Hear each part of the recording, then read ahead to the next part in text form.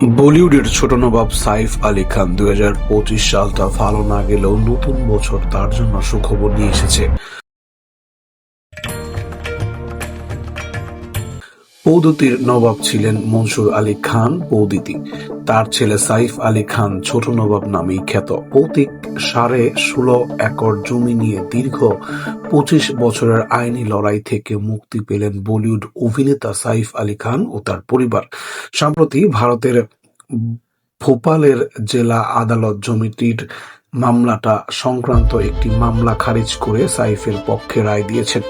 এর ফলে 16.62 একর বিতর্কিত ওই জমির মালিকানা সাইফ আলী খান, তার মা শর্মিলা ঠাকুর এবং 2 বোনের হাতেই থাকলো।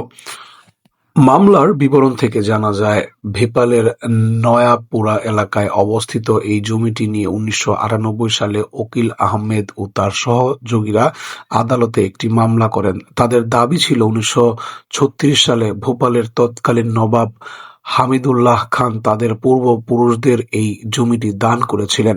সেই থেকে তারা এই জমির উপর নিজেদের অধিকার দাবি করে আসছিলেন। দীর্ঘ শুনানির পর আদালত পর্যবেক্ষণের জানায়, মামলাকারীরা তাদের দাবির সপক্ষে নির্ভরযোগ্য কোনো দলিল বা সরকারি রেকর্ড পেশ করতে ব্যর্থ হয়েছেন। এছাড়া ঘটনার প্রায় 60 বছর পর এই মামলা দায়ের করাকেও অযৌক্তিক হিসেবে বিবেচনা করেছেন বিচারক। পর্যাপ্ত প্রমাণের অভাবেই আদালত মামলাটি খারিজ করে দেন। দীর্ঘদিন আইনি জটিলতার কারণে সাইফ আলী খান ও তার পরিবার এই জমিতে কোনো কাজ করতে পারছিলেন না। আদালতের এই রায় তারা বড় ধরনের স্বস্তি পেলেন। তবে রায় ঘোষণার পর সাইফ বা তার পরিবারের পক্ষ থেকে কোনো বক্তব্য এখন পর্যন্ত পাওয়া যায়নি।